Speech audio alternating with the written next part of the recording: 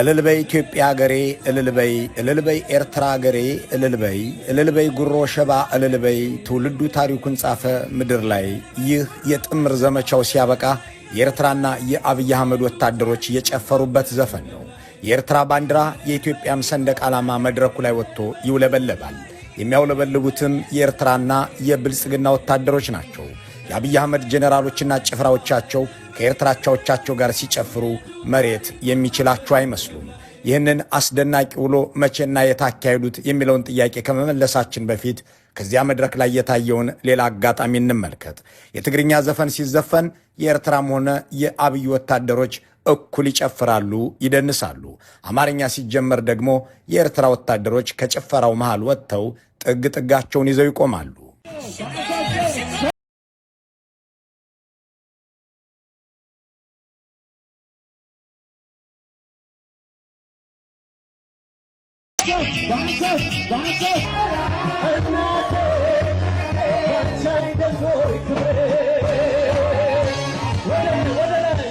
ጠመንጃቸውን እንዳነገቱ ከአብይ አህመድ ወታደሮች ጋር በትግርኛ እስክስታ ሲወርዱ የነበሩት የኤርትራ ሰራዊት አባላት ኢትዮጵያ እናቴ ባንቺ አይደለይ ክብሬ የሚል ዘፈን ሲጀመር ከዳንሱ ይወጣሉ።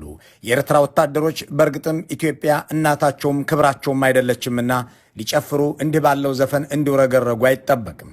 በሻቢያ ዘፈን መደነስ የሚወዱ እንደ ባጫ ደበሌ ያሉ ኦህዴዶች ይመሩት የነበረው የአብይ አህመድ ሰራዊት ግን ኢትዮጵያን በሚያንቋሽሽ የሻቢያ የቆላ ዘፈን ሲደንስ ነበር። ቁም ነገሩ ይህ አይደለም። ይህ የሞቀ ዘፈን፣ ያ የሞቀ ድግስ የትና መቼ ተካሄደ የሚለው ወሳኝ ጉዳይ ነው። እምብዛም ለሕዝብ ያልደረሰው ልብ ያልተባለው ይህ ዝግጅት የተሰናዳው የፕሪቶሪያ ስምምነት በተፈረመ በሳምንቱ ትግራይ ክልል ዕዳጋ አርቢ በተባለ አካባቢ ልዩ ስሙ እንደ አባጻህማ በተሰኘ ቀበሌ ነበር። ይህ ወቅት ማለት ሻቢያና ብልጽግና ከነሐሴ 18 2014 ዓ.ም እስከ ጥቅምት 22 2015 ድረስ በጋራ ሲዋጉ ከርመው በመጨረሻ የሰላም ስምምነቱ ሲፈረም በደስታና በእልልታ ሲደልቁ ነበር። የዝግጅቱ ደጋሽ የመሐመድ ተሰማ ምስራቅ እዝ ሲሆን ከኢትዮጵያ በኩል መሰለ መሰረት፣ ራሳቸው መሐመድ ተሰማ፣ ጄኔራል ሐሰን ኢብራሂምና ጄኔራል አበባው ታደሰ ከመሰሎቻቸው ጋር ተገኝተዋል። ከኤርትራ ደግሞ በወቅቱ የምዕራብ እዝ አዛዥ የነበሩት ብርጋዴር ጄኔራል ኢዮብ ፍስሐዬ ሐሊባይ፣ የደቡብ እዝ አዛዡ ብርጋዴር ጄኔራል ሐዱሽ ኤፍሬምና ሌሎች ወታደራዊ መኮንኖች ታድመዋል። እናም የቀድሞ ምርኮኛ የኦህዴድ ጄኔራሎችና እንደ አበባው ታደሰና ሐሰን ኢብራሂም ያሉ ሰዎችን ይዘው ከኤርትራ ወታደራዊ አመራሮችም ጋር ሆነው ክብ ሰርተው ይጨፍራሉ።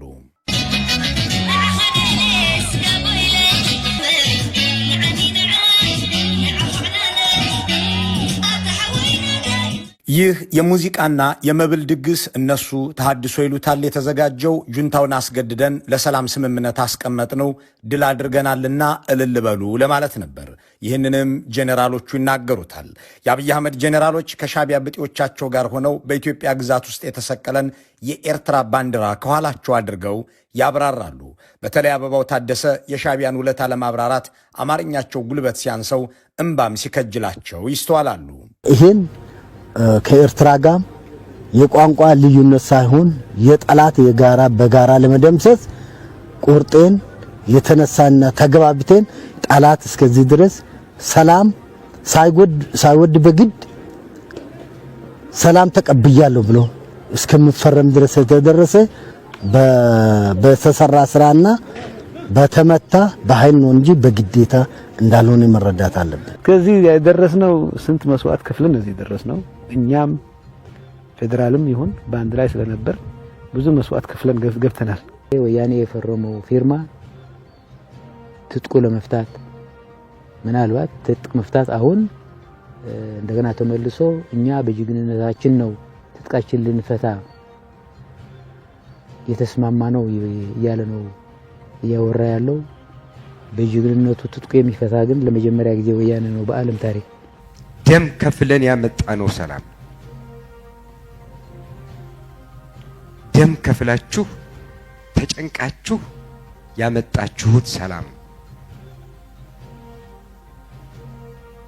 እንደ ኢትዮጵያ ሰራዊት ሺህ ከፍለናል፣ እንደ ኤርትራ ሰራዊት ሺህ ከፍለናል። በድጋሚ ጉዳያችንን ልብ እንበል። የአብይ አህመድ ወታደሮች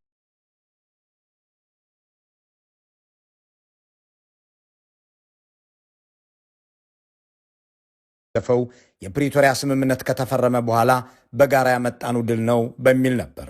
ለ2 ዓመታት ያደረጉት ውጊያ ደቡብ አፍሪካ ላይ የሰላም ውል በመታሰሩም ይህ የሆነው በጋራ ባካሄድነው ዘመቻና በጋራ በከፈልነው መስዋዕትነት በጋራም ባመጣኑ ድል ነው በማለት ነበር። ባሳለፍነው ማክሰኞ ግን አብይ አህመድ ምን አሉ?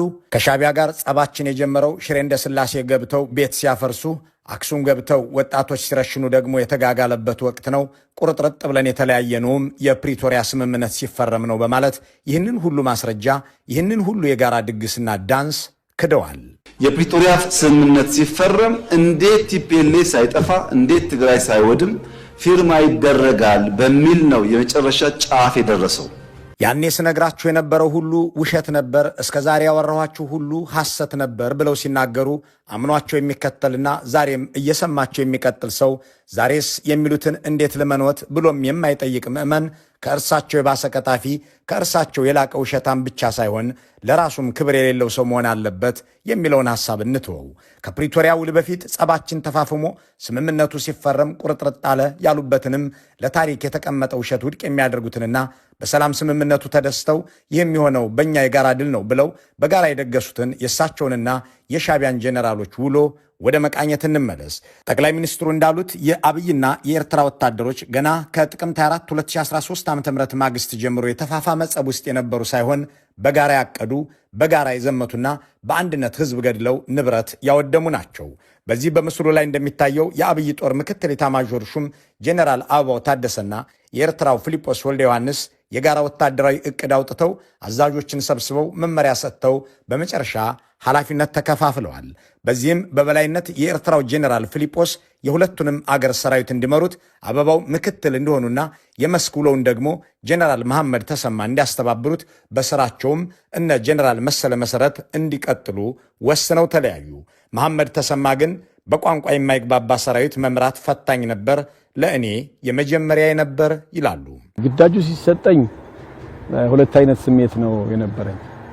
አንዱ በዛ ቦታ ላይ ብንዋጋ ድል እንደምናመጣ ከኤርትራ ሰራዊት ጋር ሆነን ደግሞ የበለጠ የሁለታችን ጥምር ክንድ በጠላት ላይ ከፍተኛ ምት እንደሚያሳርፍ አምኜበታለሁ። ሁለተኛ አንደኛ ለቀጠናው አዲስ ነኝ፣ ሁለተኛ በቋንቋ አንግባባም፣ በሶስተኛ ደረጃ ለመጀመሪያ ነው ከጎረቤት ሀገር ሰራዊትና መረርጋ በጋራ በአንድ ኮማንድ ፖስት ሆነን ስንመራ። ስለዚህ እዚህ አካባቢ ላይ ቻሌንጅ ሊኖረው ይችላል። ጄኔራል መሐመድ ተሰማ ልክ ናቸው። በጎረቤት ሀገር ጦር አገራቸውን ሲወጉ የመጀመሪያቸው ነው። በውትድርና የምርኮኛነት ዘመናቸው ተደምሮ 40 ዓመታትን የተሻገረ ቆይታ ያላቸውና ለሶስት መንግስታት የሰሩ ቢሆኑም ደርግም ሆነ ኢህአዴግ አገራቸውን በባንዳነት ከጎረቤት ሀገራት ጦር ጋር እየጠሩ አልወጉምና እሳቸው በዚህ ሁሉ ዘመናቸው እንዲህ ያለ ዘመቻ ተሰጥቷቸው አያውቅም። ይህ ሁሉ የጋራ ዘመቻ የተካሄደው ግን አብይ አህመድ በትግራይ ህዝቤ ሲጎዳ የተፋፋመ ጸብ የተጋጋለ ጥል ውስጥ ነበርን እያሉ በገለጹበት ሰሞን ነው። ጸብ ሲጋጋል የተፋፋመ ጸብ ውስጥ የገቡ ሁለት ኃይሎች በአንድ እዝ ወደ ውጊያ ሲገቡ የሚገኙበት አጋጣሚ በብልጽግናዎች ጠቅላይ ሚኒስትር አእምሮ ውስጥ ካልሆነ በቀር እንኳን በእውን ዓለም በአንድ ቀሽም ደራሲ በተጻፈ ልቦለድ ውስጥም አይከሰትም።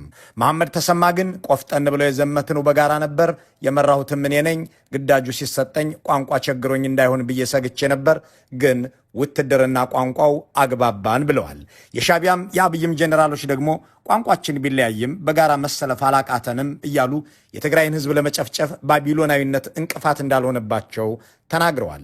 ትንሽ ትንሽ ትግርኛ ይችላሉ የተባለላቸው አበባው ታደሰ ደግሞ ሁለቱን በማግባባት ሚና እንደነበራቸው ይመሰክሩላቸዋል። የኤርትራ 37ኛ ክፍለ ጦር አዛዥ ኮሎኔል ገብርኤል ወልደ ስላሴና የአብይ አህመድ 73ኛ ክፍለ ጦር አዛዥ ኮሎኔል ድባቢ አበራ ቋንቋችን የተለያየ ቢሆንም ለአንድ ዓላማ ደግሞ አማርኛ የምንችላለን የማይችልም አለው። ይህን ቢሆንም እየተግባባን እየተረዳዳን እሳቸውም በትንሽ ትንሽ ትግርኛ ስለሚችሉ እየተግባባን ነው እስከዚህ የመጣ ነው። የጋራ ግዳጅ ተሰጠን። ግዳጁን ስንቀበል የቋንቋ ችግሮች አሉ። እነሱ አማርኛ ያስቸግራቸዋል፣ እኛ ደግሞ ትግርኛ ያስቸግረናል። ግን እንግባባለን። ዓላማችን አንድ ስለሆነ የጋራ ጠላትን በጋራ መምታት በጋራ ማሸነፍ ስለሆነ ዓላማችን ያስተሳሰረን ያገናኘን እሱ ነው። ለድል የሚያበቃን እሱ ነው። እንዲህ ከኮሎኔል እስከ ጀነራል ድረስ እየተቀባበሉ የሚነጋገሩት በቋንቋ ተለያይተውም በኢትዮጵያና በኢትዮጵያነት እትብት ላይ ለመዝመት ያልተቸገሩት የአብይ አህመድ ወታደሮችና የሻዕቢያ ብጤዎቻቸው በተጋጋለና በተፋፋመ ጸብ ውስጥ ሳይሆኑ እልም ባለ ፍቅር ውስጥ እንደነበሩ የሚያሳይ ነው። የኤርትራው መኮንን ኮሎኔል መንግስት አብ ሳሙኤል አለቃ ከአብይ አህመድ ኮሎኔሎች ማለትም ከ79ኛ ክፍለ ጦር አዛዥ ተስፋዬ ቦርኬሳና ከ76ኛ ክፍለ ጦር አዛዥ አቻቸው አክሊሉ ጢቆ ጋር እንዲሁም ከነ ኮሎኔል ይባቤ ጋር ሆነው ሲዋጉ የነበረውን ሁኔታ እያወደሱና እየጠቀሱ ከመጀመሪያው ጀምሮ እንዴት እንደተዋጉ ያብራራሉ። መጀመሪያው ግንባር የተጀመረበት ስገም ክፍል አካባቢ ነው። ከዲባቤ ጋር ሰርተናል። በጣም ጥሩ ስራ ነው የሰራነው። ጎበዝ ተዋጊ ነው ዲባቤ። ከዛም ከሞኬ ጋራ ክፍለ ጦሩ ከዚያም ሰርተናል። በሙሉ ኮር ማለት ነው። ሞኬ ተመስገን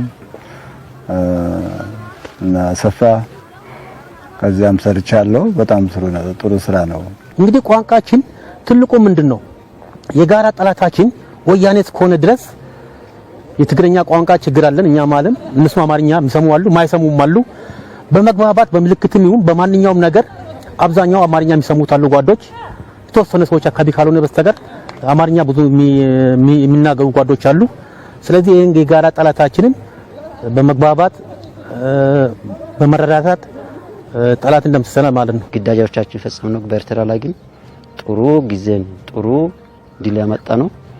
ከኤርትራ ጋር ተግባብተን እርስ በራሳችን ተነጋግረን ጥሩ ውጤት ለዚህ ነው በቃ። እንዲህ ያለ መወዳደስ ብቻ ሳይሆን የጋራ ዕቅድ ወጥቶ የጋራ ስምሪት የተካሄደበትን ጦርነት ነው እንግዲህ አብይ አህመድ የተጋጋለ ጸብ፣ የተፋፋመ ግጭት እያሉ በማብራራት ፓርላማውን ሲያስጨበጭቡ የዋሉት። ደግሞም የሚያስቀው ንግግራቸው ሻዕቢያ ከኋላ ሲከተለን እያሉ ሲናገሩ ነው። ሽሬ ስንገባ ከኋላችን ተከተለንና ቤት አፈረሰ፣ አክሱምም ስንገባ ተከተለንና ወጣት ረሸነ እያሉ የቀጠፉበትን ንግግር ኤርትራዊው ኮሎኔል ከ3 ዓመት በፊት ከመሐመድ ተሰማ ጋር ሆነው በሰጡት ማብራሪያ ሽሬን የማያዝኑ በጋራ ነው በማለት የነ አብይ አህመድን ባንዳዊ ተግባር አስቀድመው መስክረውታል። ሽሬ ካስለቀቅን በኋላ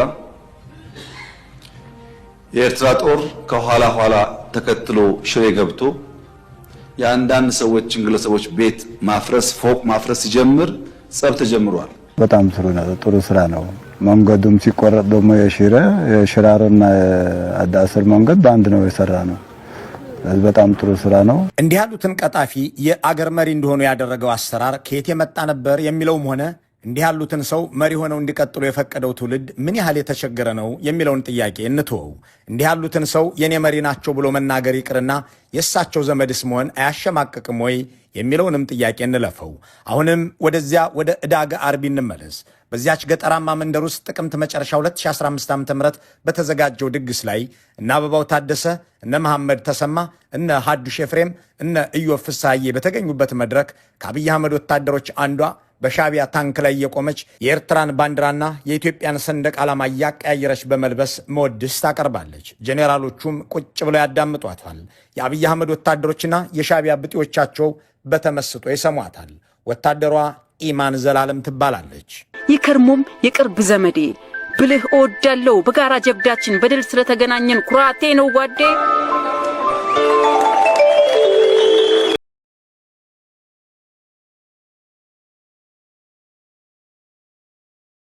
ተጠመው ክንዳችን እውር የዘራው መሰለ በአንድ ቦታ የበቀለውን ቅጥ ያጣ የሾክ አውድማውን አርፎ ማጽዳት፣ ቆርጦ መድፋት፣ ተከነንበታል ሰንኮፉን ማውጣጣት። የኤርትራን ባንዲራ ለብሳ እንዲህ የምትወረገረግ የኤርትራን ጦር ዩኒፎርም አጥልቃ እንዲህ ለመወድስ ቃል የሚያጥራት ወታደር ያሰማሩት አብይ አህመድ ይህንን ግጥም ብሎ የተሰባሰበው የሻዕቢያና የብልጽግና ጦር ነው። እንግዲህ ያኔ እኮ አልነገርኳችሁም እንጂ የተፋፋመ ጸብ ውስጥ ነበረ፣ እንደውም ሻዕቢያ ወደ እናንተ እንዞራለን ብለን ዝተንበት ነበረ የሚሉት። በዚህ በምስሉ ላይ እንደሚታየው የአብይና የኤርትራ ጄኔራሎች ተናበውና ተቀናጅተው በአንድ የሬዲዮ መገናኛ እየተጠራሩ ጦር ሲመሩ የነበረው በተጋጋለ ጸብና ፍልሚያ ውስጥ ሆነው ነው ማለት ነው። ይሁን እንጂ ታሪካቸውንና ወንጀላቸውን ትውልድም ዲጂታል ዓለምም የመዘገበላቸው የአብይ ጄኔራሎች ነገሩን አይደብቁትም። አለቃችን የኤርትራው ጄኔራል ፊሊጶስ ነበሩ ይላሉ። ቀደም ሲል እንደተመለከትነው በትግራይ ክልል አንድ ባልታወቀ ቦታ